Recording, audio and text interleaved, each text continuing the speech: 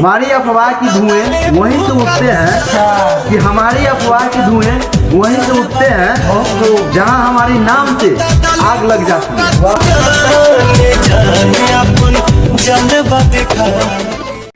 करोगी दोस्ती तो बढ़ेगी यारी। क्या बात है, करोगी दोस्ती तो बढ़ेगी यारी, बहुत अच्छा।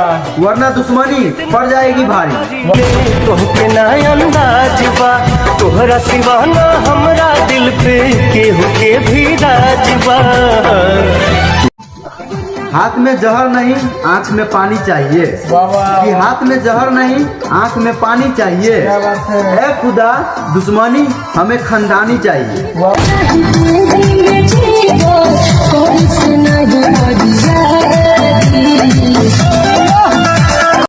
कभी तो बदल लेना काफी, क्या बात है, कभी तो बदल लेना काफी। क्या बात है। अकेले है अकेले ही दुश्मनी काफी।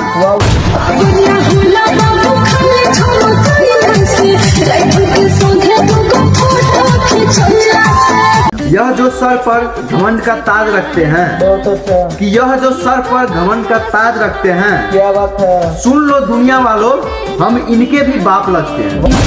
धड़केला दिलवा बेचारा बड़ी रे अरमान से मांगिले भगवान से, तुझी